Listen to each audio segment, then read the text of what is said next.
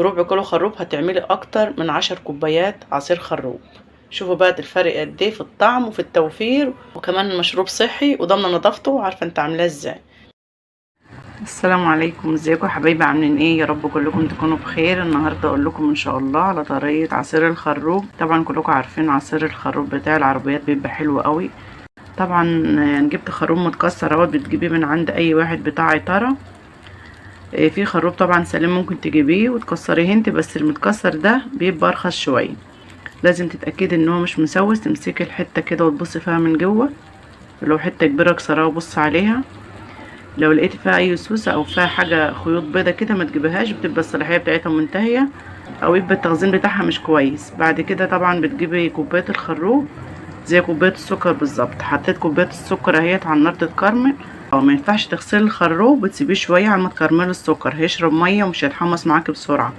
بص السكر بدأ يعمل فقاقيع اهو. اول ما السكر يبدأ يديك اللون الكاتم ده، تغسلي الخروب وتنضفيه وتنزلي بيه على طول كده، تقلبي بقى. طب تقلبيه على طول، وقبل ما تحطي الخروب تكوني مهديه النار على السكر خالص عشان ما يتحرقش منك ويديكي طعم وحش كده في الخروب. لازم السكر يتكرمل كده ويديكي اللون البني ده على نار هاديه. اول ما تلاقي السكر اختفى كده وما عدلوش قصاء وريحه الخروب طلعت، تنزلي على طول بالميه. بسم الله. طبعا اول ما تحط الميه هتلاقي ايه، كل حاجه مكلكعه مع بعضها كده. هتسيبها بس كده لمده 5 دقايق تغلي، وبعد كده تلاقي كل حاجه بقت تمام والكلكعه دي كلها راحت. تهدي النار عليه كده وتسيبيه على النار لمده تلت ساعه. كوبايه الخروب دي تعملها زي ربع كيلو كده، يعني ربع كيلو خروب هيعمل لك اكتر من 10 كوبايات عصير بدون صبغه بقى وبدون اي حاجه من اللي انتوا عارفينها ديت. حاجه صحيه كده، وكلكم عارفين طبعا فوائد الخروب. اللي مش عارف فوائد الخروب يدخل كده بس يبحث ويقول فوائد الخروب، وانت تنبهروا بالنتيجه اللي هتطلع لكم ودايما هتعملوه. ممتاز بقى كده لما تحطيه في التلاجة وعيالك يشربوا منه ما شاء الله عليه. هسيبه بقى على النار كده لمده تلت ساعه على نار هاديه لحد ما يغلي خالص وكل العصاره اللي في الخروب تطلع، وبعد كده نشوف هنعمل ايه. طبعا نصيحة صغيرة كده، لو عندك حلة تيفال او سيراميك او ستانلس اعملي فيها، بلاش ألمونيوم. الألمونيوم مش صحة خالص، بس طبعا مضطر بيركب الصعب. ربنا يحفظ ويسلم يا رب ويبارك لكم في صحتكم كلكم، اللهم امين يا رب العالمين. شايفين يا حبايبي بعد ما سبته حوالي تلت ساعة، ولو عايزة تسيبيه اكتر من تلت ساعة زي نص ساعة برضو عادي. كل ما تسيبيه فترة طويلة كل ما يطلعوا العصارة اللي فيه. بس انا طبعا مسبتوش اكتر من تلت ساعة لان هعمل حركة تانية، اخد كل العصارة اللي في الخروب.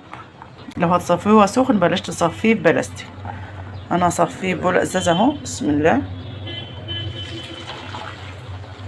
شايفين ما شاء الله اللون عامل ازاي بدون اي صبغه. هرجع احط شويه ميه هنا تاني، شويه صغيرين بس كده عشان ايه، اخد الحاجات اللي فاضله في الخروب. بسم الله الرحمن الرحيم.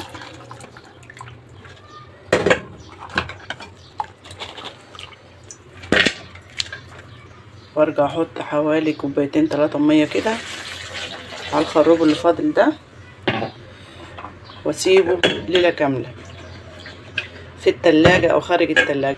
لو الجو حر حطيه في التلاجة، لو في الشتاء سيبيه بره التلاجة عادي لتاني يوم. هرجع بكره بقى ان شاء الله نشوف العصاره اللي طلعت من الخروب اللي فاضل ده.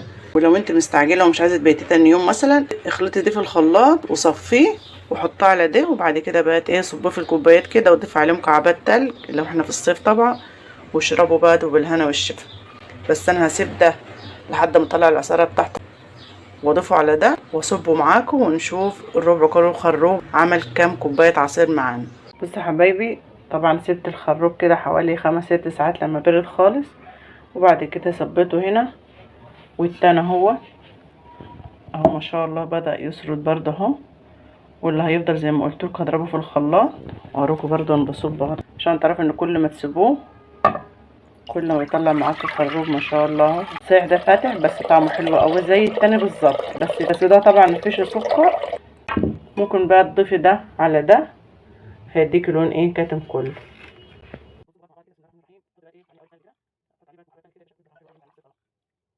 انا طبعا الشويه اللي فاضلين دولت هصبهم على دولت كده اهو.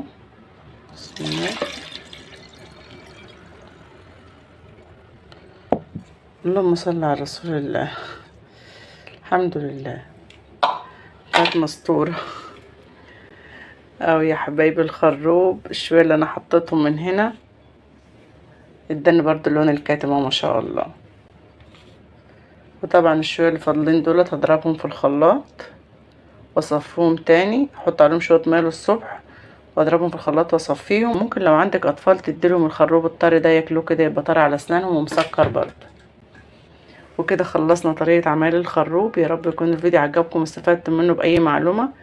اتمنى اذا كان الفيديو عجبكم واستفدتم منه باي معلومه متبخلوش عليا باللايك والشير والاشتراك بالقناه. دمتم في رعايه الله وامنه، والسلام عليكم ورحمه الله وبركاته. نسيت اقول لكم انا ضفت له سكر، فانت بتضيف السكر اللي انت عايزاه طبعا.